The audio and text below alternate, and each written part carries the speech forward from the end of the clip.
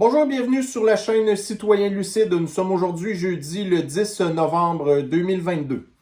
Alors, on fait pas seulement des vidéos pour faire baisser le nombre d'abonnés parce que les abonnés sont fâchés du contenu qu'on leur donne puis qu'on leur dit pas les affaires qu'ils veulent entendre, mais j'ai d'autres affaires à faire aussi. C'est que habituellement, je fais en tout cas, j'essaie autant que possible là, de donner une revue de l'actualité assez régulière. Parce que j'ai beaucoup d'abonnés, en fait, qui n'ont pas nécessairement autant de temps que moi de commencer à fouiller dans la marde des médias, OK? Et de s'informer. Et puis, il y en a plusieurs qui se fient un peu sur moi pour leur donner un petit peu ma vision de ce qui se passe dans notre beau monde.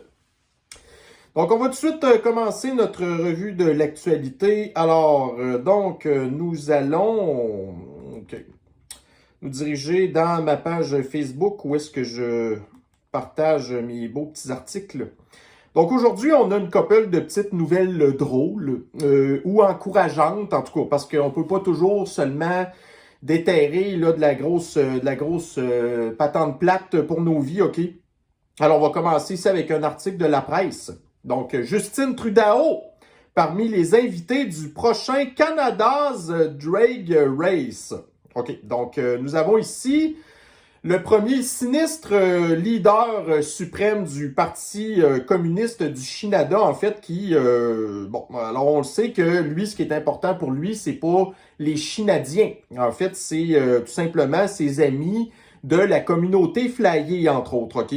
Alors, simplement, voyez-vous, c'est un article qui a quand même fait bien rire et j'ai quelques partages d'ailleurs. Donc, on va regarder un petit peu qu'est-ce que l'article avait à dire en question sur le sujet.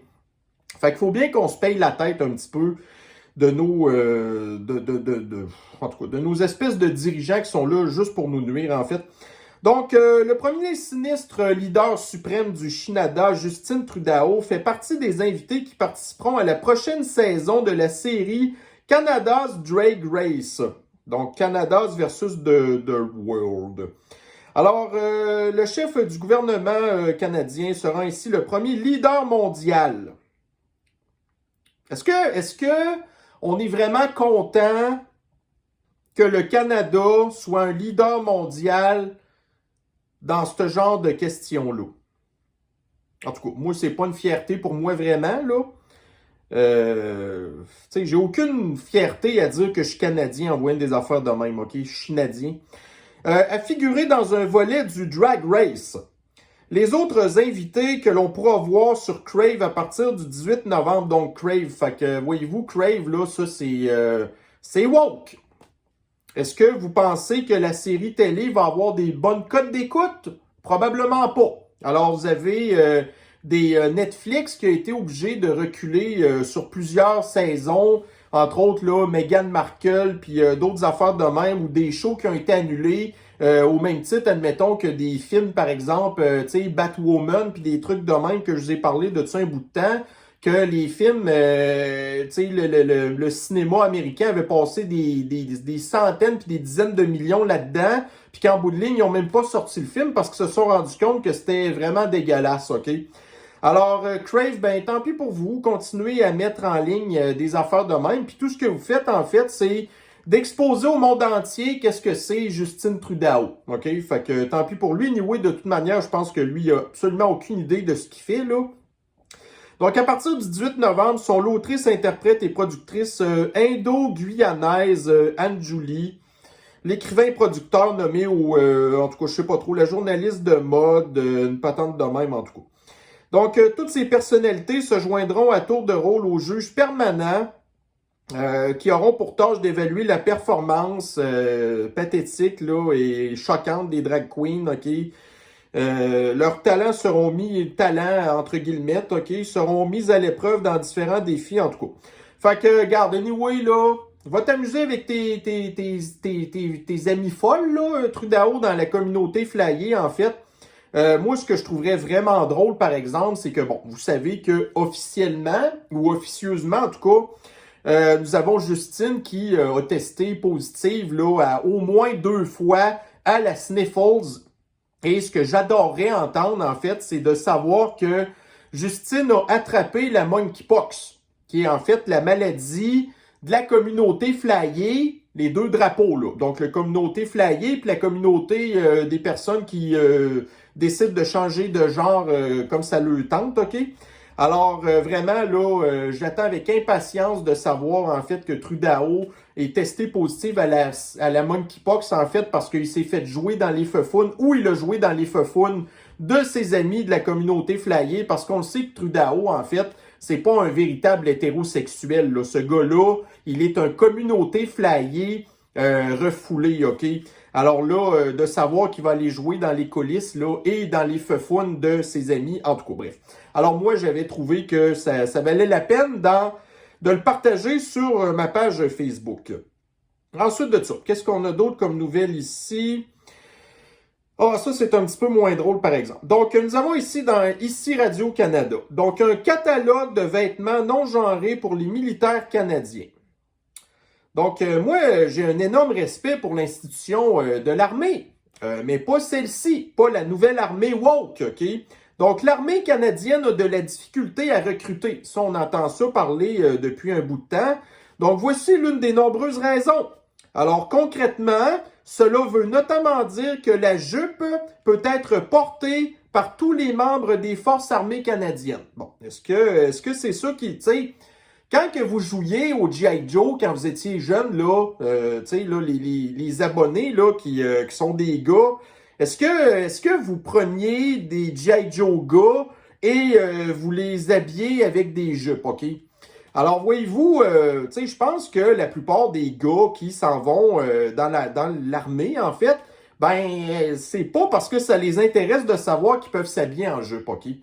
Ben, étant donné que vous avez, entre autres, ben, le premier sinistre leader du Parti communiste du Canada, Justin Trudeau, qui, lui, veut être un modèle pour les leaders mondiaux et de faire partie, entre autres, des patentes là, de la communauté flyée, ben, de savoir qu'il veut transformer l'armée canadienne, chinadienne, en une espèce d'armée de communauté flyée, puis qu'après ça, vous avez plus de gars qui, normalement, font partie des gens qu'on veut recruter, traditionnellement, en fait, puis que là, plus personne veut y aller, même les femmes. Tu sais, je pense pas que les femmes sont toutes intéressées d'aller faire partie d'une armée woke, en fait. Honnêtement, là, tu sais, déjà que c'est difficile de recruter des femmes dans l'armée, est-ce que vous pensez que c'est un argument supplémentaire pour inciter les femmes à s'enrôler? Moi, je pense pas. Alors, en tout cas, bref, ça, c'est... Qu'est-ce que vous voulez? C'est... Ouais. Bon, ici, OK, donc, TVA Nouvelles. Service interrompu près d'une heure de... Voyons. Service interrompu près d'une heure sur la ligne jaune du métro. Donc, on veut nous inciter à prendre le transport en commun. Bon, alors moi, c'est pas avec ce genre de nouvelles-là qu'on voit régulièrement qui vont inciter vraiment la population à prendre le transport en commun. Fait que quand c'est pas une panne, c'est une grève. Puis quand c'est pas une grève, ben, c'est l'augmentation de la violence dans les transports en commun. Alors ici, j'ai justement quelques articles. Alors ça, évidemment, c'est à Montréal. La ligne jaune, c'est le métro de Montréal. Bon, on est ici dans le soleil. Puis ça, c'est tous des articles récents. Alors, nous avons ici le 8 novembre 2022. Grève imminente dans les autobus de Lévis. Fait que ça encore là, pour les utilisateurs du transport en commun, ben c'est un irritant supplémentaire. C'est un découragement. C'est pas quelque chose qui vous incite à le prendre. Ensuite, dans le Figaro, le 9 novembre 2022, ça c'est en France. Grève. Quelles seront les perturbations jeudi en région? OK. Fait que là, on a l'article du TVA Nouvelles concernant... Fait que, tu sais, voyez-vous, c'est pas seulement ici qu'il y a des problèmes avec le transport en commun. Puis après ça, vous avez les mondialistes qui s'étonnent de voir, en fait, que la population ne veut pas prendre le transport en commun. Fait que là, ce qu'ils font, c'est qu'ils provoquent des crises sur les infrastructures routières pour nous empêcher de prendre nos véhicules en pensant qu'on va, bifurquer vers le transport en commun. Mais j'ai un article tantôt qui va vous montrer que c'est pas exactement ce qui se passe.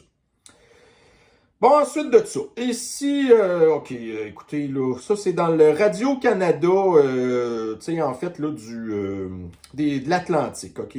Donc, grippe et sniffles, les médecins lancent un appel à la giblotisation. Donc, il n'y a pas qu'au Québec, en fait, que la mafia médicale n'est guère plus compétente professionnellement que la mafia du Collège des médecins corrompus du Québec. Donc, voyez-vous, ça fait quoi? Plus qu'un an et demi qu'on a accumulé des données sur l'efficacité ou l'inefficacité de la giblotisation.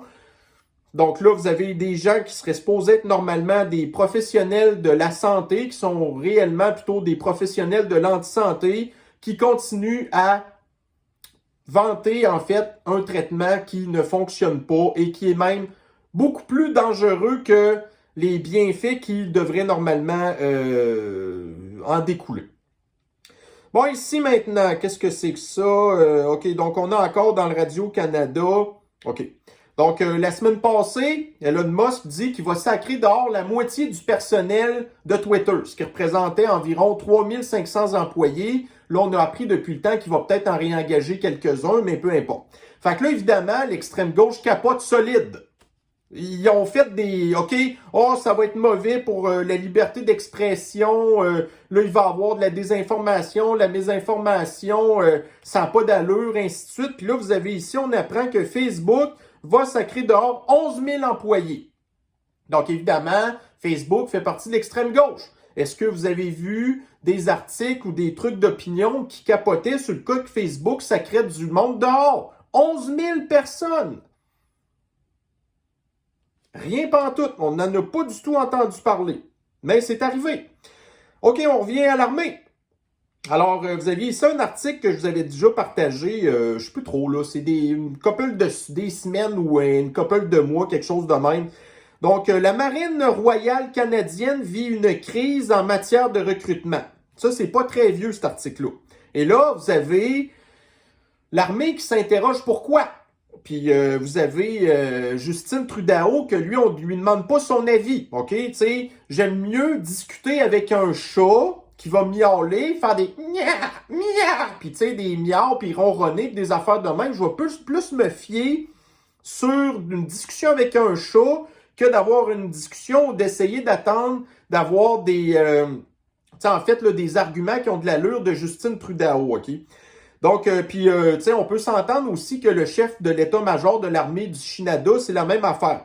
Mais là, on en a une explication ici. Mais évidemment, c'est sûr que ils vont pas penser que c'est à cause de la wokisation et de l'extrême-gauchisation et de la communistisation de l'armée canadienne. Donc ici, dans l'Epoch Times, on apprend que la marine canadienne va obliger à ses marins qui sont sur des bateaux de se faire triplement, donc d'avoir la 3e dose de giblotte. Autrement, ils ne pourront pas aller sur ces bateaux. Engagez-vous, qui disait. Donc ici, là, on est encore dans le soleil. Alors, depuis 5 ans, la Ville de Québec a dépensé plus de 3,8 millions de dollars en publicité et en campagne de sensibilisation afin de promouvoir son projet de tramway. Le plus récent coup de sonde de la firme Débile Léger, dévoilé lundi, montre que les appuis au tramway sont figés à 42%, une légère baisse depuis le mois de mai. Et le fanatique communiste Bruno croit que sa propagande fonctionnera. Donc, on continue à dépenser l'argent des payeurs de taxes québécois qui, plus font achaler, plus veulent rien savoir du tramway. Alors, j'ai trouvé ici plein d'articles qui en parlent. Donc, nous avons ici, premièrement, on avait appris, je pense que c'était en 2020, donc le BAP. Le BAP, ça, c'est le bureau des je sais plus trop, patente environnementale. Donc, quand il y a des gros projets, ben vous avez le BAP qui fait les consultations, en fait, pour voir si ils appuient ou pas le projet. Donc, le BAP ne recommande pas le projet de tramway. Peu importe, vous avez les communistes qui décident, pareil, d'aller dépenser 10 milliards dans une cochonnerie de tramway que personne ne va vouloir prendre. Alors, nous avons ici dans le carrefourdequebec.com, sondage. L'appui au tramway s'effrite. Alors ça, c'est un sondage qui remonte à janvier 2022. Donc, on est rendu en novembre 2022. L'appui s'effrite. Nous avons ici Radio-Canada, donc janvier 2022. Donc, Radio-Canada confirmait aussi que l'appui au tramway est en forte baisse. Après ça, vous avez dans le Journal du Québec. Donc, le 7 novembre 2022, l'appui au tramway est en légère baisse. Nous avons ici dans le Journal de Québec. Donc, le 7 novembre 2022, légère baisse de l'appui au tramway. Marchand toujours aussi déterminé. Tu sais, là, quand que vous êtes élu par la population, puis que vous ne l'écoutez pas, ben, ça donne un... Ah, le gars, là, vous avez aucune idée comment que je le déteste, ce gars-là, sérieux. Donc, le taux d'appui au tramway est en baisse de 2%, alors que 42% des résidents se disent d'accord avec le projet. Et vous avez ici encore des années riches en publicité du tramway à venir. Et l'appui de la population va juste baisser. Mais c'est ça. Qu'est-ce que vous voulez? Quand les gens sont en politique pour leur pouvoir, pour faire avancer leur agenda idéologique, des mondialistes d'ailleurs, ça donne ça. On se fiche de la population. Fait que c'est ça. Mais bon. Alors ici, donc un médecin encore accusé de gestes sexuels sur des patientes. TVA Nouvelles. Donc la mafia du Collège des médecins accepte volontiers les chèques de Big Pharma, encourage la pratique qui contrevient au serment d'Hippocrate, licencie les employés qui ne suivent pas le culte, pardonne aux criminels qui agressent sexuellement des femmes. Alors, ce qu'on apprend, en fait, qu'est-ce que le Collège des médecins, la mafia du Collège des médecins a appuyé. Alors, on va vous donner une petite idée de qu'est-ce qui s'est passé exactement. Donc, le docteur Craig Smith a été radié 3 ans en 2019 pour une inconduite sexuelle. Le conseil de discipline a accepté qu'il recommence à pratiquer en juillet dernier, même s'il fait à nouveau l'objet d'accusations du même genre. Un médecin de famille qui revient tout juste en pratique après une radiation de 3 ans pour avoir photographié les parties intimes de 2 patientes à leur insu devra encore se défendre pour d'autres gestes sexuels auprès de jeunes patientes. Donc, écoutez, là, on en parle un petit peu dans l'article ici. Donc, peine clémente. Même si la loi prévoit une radiation minimale de 5 ans pour une inconduite sexuelle, le conseil de discipline de la mafia du Collège des médecins avait jugé qu'il méritait une sanction plus clémente. Donc, il y a eu 3 ans. Il y a eu 3 ans de peine seulement. Fait que là, il doit faire face à 4 nouveaux chefs. Mais moi, jusqu'à preuve du contraire, là, les agressions sexuelles, ben, c'est quand même quelque chose qui est illégal, qui devrait être puni par le code criminel. Donc, ce qu'on apprend, en fait, c'est que le gars, il a été condamné, entre autres, à aller faire là, des heures communautaires dans les banques alimentaires. Donc, selon le jugement de juin dernier, le Dr Smith a regretté ses gestes. Ah, écoutez, là, le gars est médecin. Tu es supposé avoir la confiance des patients qui viennent te voir, qui mettent leur vie entre tes mains. Donc, durant la radiation, il a fait du bénévolat. Il a travaillé dans une banque alimentaire. Et écoutez, pire que ça, selon le psychiatre qui suit le Dr Smith depuis 2018, celui-ci ne présente pas de risque de récidive. Fait que non seulement vous avez le système d'injustice qui fait rien, vous avez la mafia du Collège des médecins qui fait rien, puis vous avez un psychiatre qui doit être probablement aussi malade que le Dr Smith, là, qui dit qu'il ne présente pas de risque de récidive. Puis en plus, le gars peut recommencer ses activités d'aller s'occuper des patients.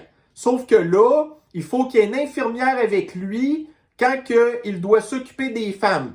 Y a-t-il vraiment des femmes qui vont être intéressées d'aller se faire soigner par ce gars-là? Mais est-ce que vous pensez quand la femme, qu'elle va mettre le pied dans la salle là, d'examen avec ce médecin-là, est-ce que vous pensez que le médecin va déclarer qu'est-ce qu'il a fait?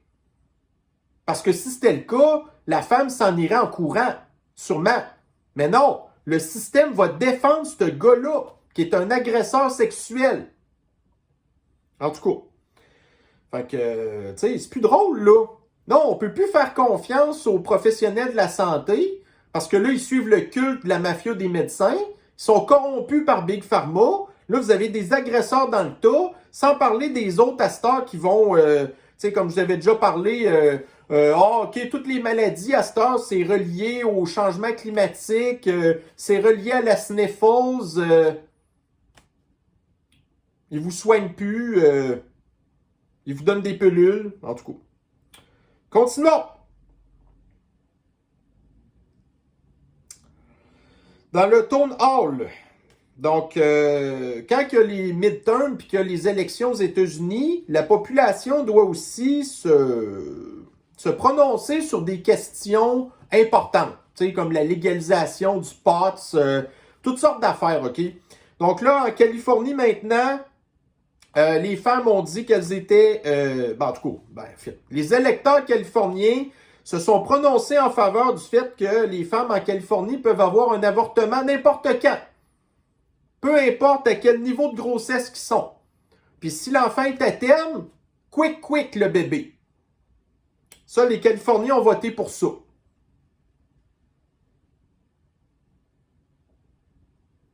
La presse. Lyon livre plus de camions et d'autobus, mais ses réserves diminuent.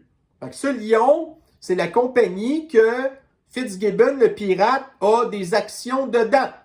Mais qu'il dit qu'il n'a pas de droit de regard sur sa fiducie qui gère sa fortune, qu'il a investie dans Lyon, qui obtient des contrats du gouvernement, qui sont obligés de donner des contrats à Lyon, des subventions énormes à Lyon pour fabriquer des autobus électriques, alors que les autres fabricants, Thomas puis Girardin, ne reçoivent pas ces subventions-là. Donc Fitzgibbon, le corrompu au bout, là. Mais là, ce qu'on apprend dans l'article, c'est que, en fait, tu sais, Lyon grossit pas mal. Mais là, ça leur prend énormément d'argent. Fait que même s'ils ont des grosses commandes, là, ben, ils n'ont pas assez de liquidité pour développer encore plus l'entreprise, OK? Fait que ça, voyez-vous, c'est pas la seule entreprise comme ça qui va comme grossir vite, qui n'aura pas assez d'argent, puis qui va faire faillite. Mais là, l'affaire, là, c'est que vous avez la Caisse de dépôt et de placement qui a mis de l'argent là-dedans, vous avez la FTQ qui a mis de l'argent là-dedans, vous avez le gouvernement qui a mis de l'argent là-dedans. Mais pendant ce temps-là, Fitzgibbon, lui a fait sa fortune. Il est déjà riche, là, lui. Fait que quand Lyon va faire faillite, là, ben c'est tous les Québécois qui vont perdre leur argent là-dedans. Mais en tout cas, ça va être bien drôle. Pareil. Bon, une vidéo ici là, de Front Page. Alors, voyez-vous, on parle entre autres du Grand Reset qui est en train d'arriver. Donc, dans la vidéo, entre autres, il parle beaucoup de jusqu'à quel point que ça l'a mal tourné en Chine, qu'il y a encore la politique zéro sniffles, le traçage de la population, c'est pire que jamais. Ici, ça l'a pris un peu de retard, mais on voit que en Chine, c'est vers là, au départ, que les mondialistes voulaient nous emmener. Fait qu'il va falloir continuer de porter attention à ça. Mais voyez-vous, là, on parle du Grand Reset là-dessus, mais j'ai un autre article, justement, où on y fait référence. Ça, j'en parlerai pas, ça vaut pas la peine. Bon, alors ici, justement, je le dis, là, TVA Nouvelles. Les faillites ont explosé en septembre au pays et le pire est à venir. Ça fait combien de temps qu'on annonce ça, là? Qu'il y a eu une espèce de pause dans les faillites parce que le gouvernement a donné de l'argent au monde. L'économie était sur pause, fait que là, les gens ont comme accumulé de l'argent. Mais là, une fois que l'économie a réouvert, là, les gens ont recommencé à dépenser. Puis là, vous avez vu l'inflation, les taux d'intérêt qui augmentent. Là, les gens sont pognés à gorge, que ce soit la population ou les entreprises. Donc là, effectivement, moi, je vous l'avais déjà prédit que 2022, l'économie, fait que là, ça arrive peut-être en fin d'année, mais c'est pas grave. C'est là que c'est en train de péter, puis ça ira pas en s'améliorant en 2023. Donc, voyez-vous ici, la population commence à vraiment ressentir les effets du Grand Reset. Donc, le Grand Reset, là, c'était ça. C'était de restarter l'économie avec un mode communiste que les gens, c'est just too bad le capitalisme, là. Donc là, le capitalisme est en train de s'effondrer à cause du grand reset et les premiers à en faire les frais, c'est pas les riches. Ben, c'est la population normale. Donc les faillites ont explosé. Puis c'est des commerces qui ferment. Puis c'est du monde qui vont se faire mettre dehors. C'est le chômage qui va augmenter. Puis c'est l'économie qui va cracher. C'est ça que ça donne. Donc la presse. L'expulsion de l'industrie pétrolière du pavillon du Canada réclamée. Les organisations de la société civile sont préoccupées par l'espace qui est donné aux entreprises pétrolières, gazières et pétrochimiques au tout premier pavillon du Canada, blablabla. Bla, bla. Donc, regardez là, le Canada est un des principaux producteurs de produits pétroliers au monde. OK? On a réussi, le Canada, à s'enrichir grâce à nos ressources naturelles, dont principalement le pétrole. Alors, j'ai ici un petit texte. Les envers d'eau merdeurs ne réalisent pas qu'ils doivent leur misérable existence, leur possibilité de gaspiller leur vie dans une activité improductive et nuisible, leur confort. Ils la doivent en grande partie aux ressources naturelles, le pétrole en tête, au fait que le Canada, un pays de seulement 37 millions d'habitants, fasse partie du G7. Sans le pétrole, ces parasites travailleraient dans des champs de patates ou des mines de charbon et ils détesteraient le communisme. Fait que, y en a vraiment marre là, de ces espèces d'évadés d'asile-là qui souhaitent la mort des Canadiens, la destruction du pays. Parce que ces gens-là sont trop bien. Ils sont dans leur confort. Imaginez-vous, s'ils étaient obligés, ces gens-là, de travailler une vraie job, là, travailler dans l'agriculture, la construction, des jobs de base. Le Canada est tellement confortable que des nuisances comme ça, des coquerelles comme ces gens-là ont pu faire leur vie dans des organisations qui veulent détruire leur propre confort qu'ils ont eu.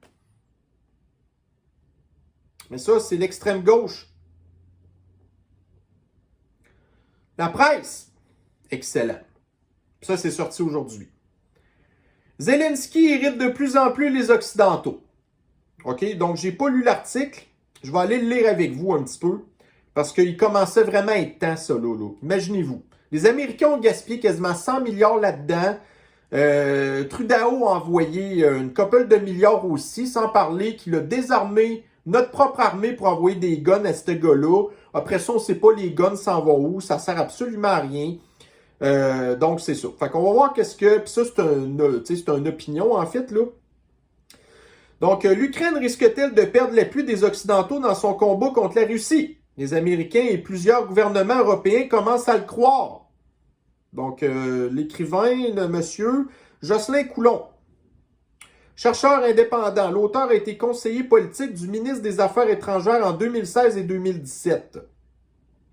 Donc, il y a quelques jours, des membres de l'administration Biden ont délibérément révélé au grand public à travers le Washington Post, qui est de l'extrême gauche, l'insatisfaction du président et de son équipe envers l'attitude du président Zelensky concernant d'éventuelles négociations de paix avec les Russes.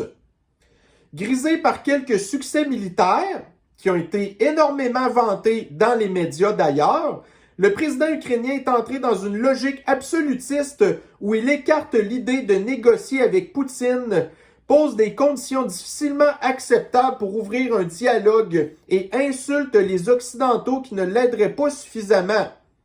Biden a été obligé de lui dire de cesser ce comportement. Yes, enfin!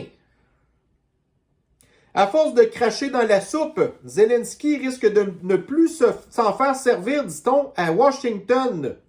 Puis surtout en plus avec les midterms, que là, les républicains vont avoir vraiment leur mot à dire sur le budget américain. Ils vont se tanner d'envoyer de l'argent dans un puits sans fond. Donc, le consensus pro-Ukraine qui tenait depuis le 24 février aux États-Unis et en Europe est en train de se fracturer. T'sais, voyez-vous juste en Europe comment est-ce que l'économie va mal aussi? Ben là, les Européens sont tannés aussi d'envoyer de l'argent aux Ukrainiens pendant qu'ils sont plus capables de chauffer puis de mettre du gaz dans le char puis de manger. À un moment donné, ça fait, là. Donc, le résultat des élections de mi-mandat mardi aux États-Unis le confirme. Et voilà. Quel que soit le parti qui remportera les élections, de nombreux candidats pro-Trump, ceux qui le slogan America First veut dire quelque chose en politique étrangère, ont gagné. En effet, les républicains ont perdu rapidement leur enthousiasme envers l'Ukraine au fur et à mesure que les prix de l'essence et de la nourriture et l'inflation et les taux d'intérêt ont augmenté. Qu'est-ce que je viens de vous dire, là? Les derniers sondages indiquent que la moitié des électeurs républicains trouvent que le gouvernement fait trop pour l'Ukraine. Plus inquiétant pour le gouvernement ukrainien, la classe politique américaine est de plus en plus divisée. À la Chambre des représentants, les appuis fondent. Fait que la mode est finie. En avril, seulement 10 représentants républicains sur 210 avaient voté sur l'aide en Ukraine. Un mois plus tard, ils étaient 57. Les nouveaux représentants pro-Trump élus mardi, peu importe, OK, c'est des républicains qui accéderont aux affaires en janvier, vont grossir cette opposition. Exactement ce que je viens de dire. Donc, du côté démocrate, Biden ne peut plus compter sur l'unanimisme des premiers jours. Il y a quelques semaines, une trentaine de représentants démocrates ont réclamé l'ouverture d'une initiative diplomatique pour mettre fin à la guerre. Fait que Zelensky, là, avec sa loi, donc il a fait une loi qui interdisait la reprise de pourparlers avec la Russie si c'était Poutine au pouvoir. Puis Poutine, là, il n'est pas sur le bord de quitter le pouvoir, là. Donc, sous la pression du lobby pro-ukrainien, le groupe a retiré sa pétition, mais le message a été reçu 5 sur 5 à la Maison-Blanche. Seul le Sénat demeure très majoritairement pro-Ukraine. Ça va changer aussi à un moment donné. Mais le vent pourrait bien tourner au vu des difficultés économiques. Et voilà. En tout cas. Alors, grosso modo, c'est pas mal ça. Ben tiens, en Europe, tant qu'à faire, tiens. En Europe, la montée des partis d'extrême droite, là. En Italie et en Suède, excellent. Après la Hongrie, la Slovénie, la Serbie, toute l'Europe de l'Est ne laisse présager rien de bon malgré une rhétorique atlantiste et pro-ukrainienne qui va changer très rapidement. Et les alliés traditionnels commencent à ressentir une fatigue envers l'Ukraine, selon un haut responsable américain. Excellent. Ah, si enfin. Sur le front intérieur, la situation catastrophique pour l'Ukraine. Bon, non. Sur le front intérieur, la situation est catastrophique pour l'Ukraine. Les victoires militaires ne peuvent masquer. Puis tu sais, les victoires sont dues à quoi? Au fait qu'on a désarmé nos armées pour leur envoyer du stock. Autrement, ça serait fini, ça fait longtemps. Ne peuvent masquer le fait que ce sont bien les Ukrainiens qui souffrent de cette guerre, pas les Russes, exactement! Tu sais, l'Ukraine, là, je me souviens pas c'est combien d'habitants. Mais prenez la Russie qui a plus que 150 millions d'habitants. Vous avez l'Ukraine qui, elle, ça n'a pas autant, là. Puis là, ils font rien que sacrifier la population qui, tu sais, ça ne tente pas non plus. Là, regardez, il y en a plein des Ukrainiens qui étaient craqués au bout d'y aller au front. Mais là, ça, c'est fini, là. Là, les Ukrainiens qui sont mobilisés, ils ont peur aussi. Comme les Russes qui ont été mobilisés, ils ont peur aussi. Fait que là, à un moment donné, il est temps que ça arrête. Mais malgré l'aide occidentale, la situation ne va pas s'améliorer du fait de la destruction de la capacité industrielle. OK, c'est sûr que les Russes en ont fait péter des affaires, mais c'est pété pareil. Parce qu'une guerre, ça fait des dommages. Des dommages sur les terres agricoles et de la baisse de la main-d'œuvre. Tu sais, de la main-d'œuvre là-dedans qui a été envoyée au front puis zigouillée, là. À ce tableau, il faut ajouter la destruction récente de 30 à 40% des infrastructures énergétiques et sanitaires qui privent la population d'électricité, de chauffage et d'eau. Même, on arrive en hiver. Puis l'Ukraine, là, l'hiver, là, c'est rigoureux, OK? Le pays a perdu presque 20% de son territoire. Bon, là, ça, c'est une autre affaire, là. Et quelques 14 millions de personnes sur une population de 37 millions sont réfugiées à l'étranger ou déplacées à l'intérieur du pays. Hey! L'administration Biden est de moins en moins intéressée par l'Europe. Elle est obsédée par l'Asie. Elle a raison. Et en particulier la Chine. La guerre en Ukraine est une distraction. Washington cherche une sortie de crise rapide, car il redoute que l'enlisement actuel des Ukrainiens et des Russes sur le champ de bataille prolonge la guerre de plusieurs années. Personne ne veut ça.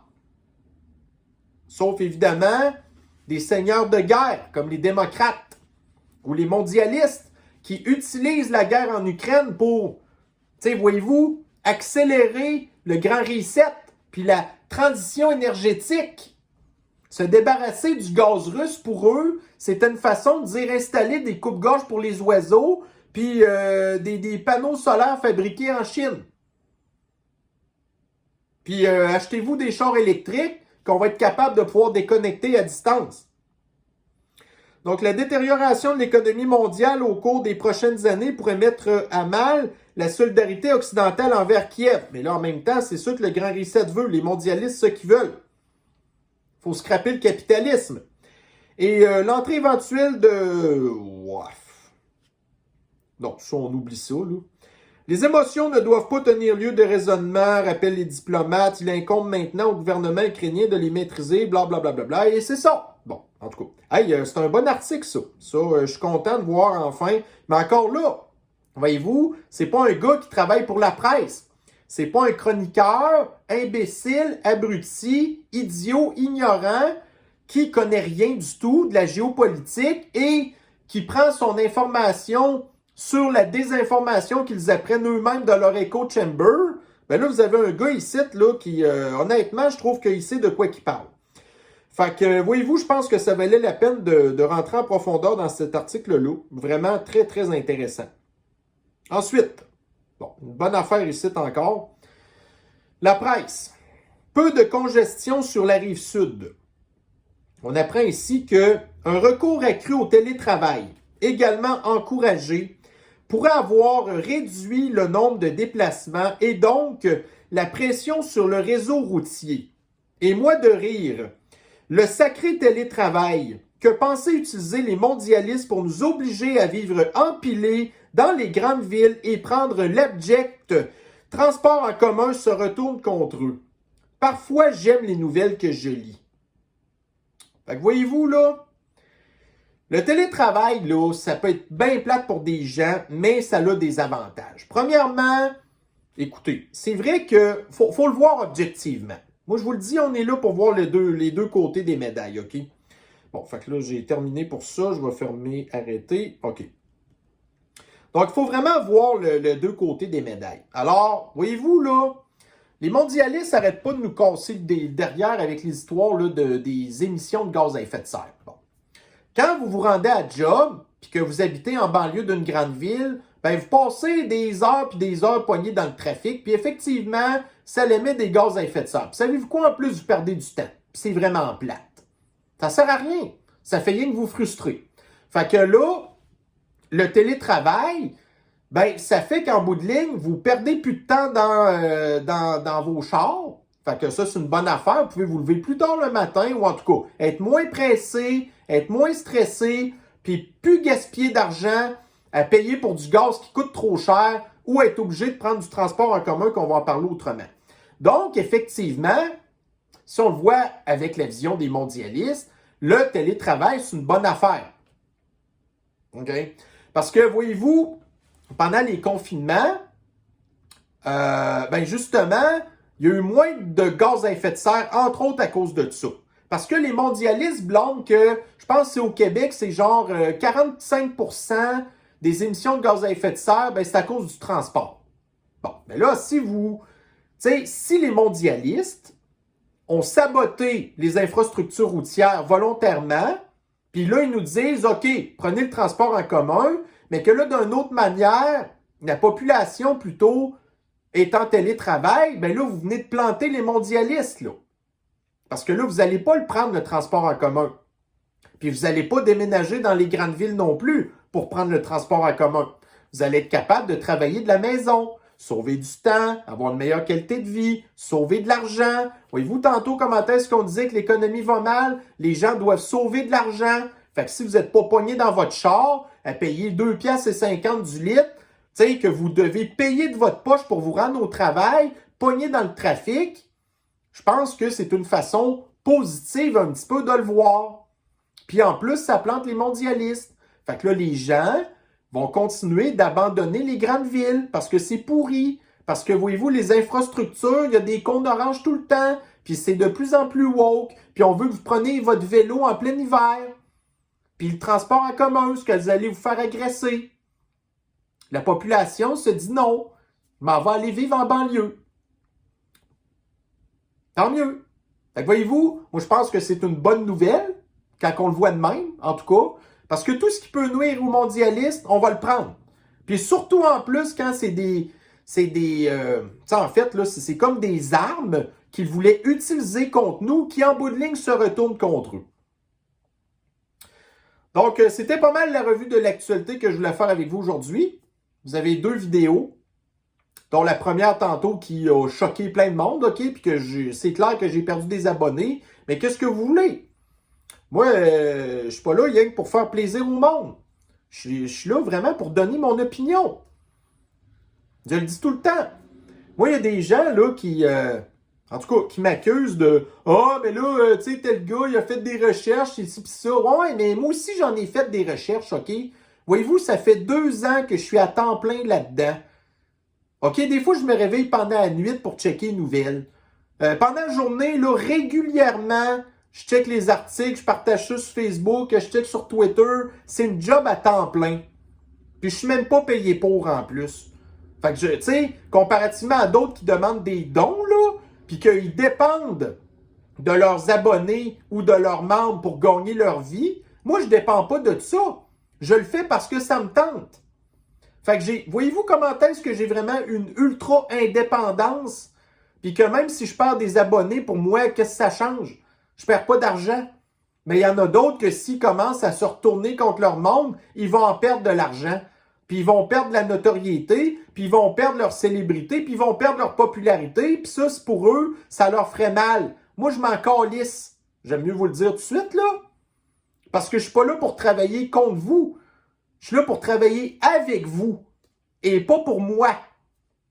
Fait qu'il y a une méga nuance là-dedans. Donc, à vous, je vous souhaite une excellente fin de journée et on se reprend très bientôt sur une prochaine revue de l'actualité. Bye bye.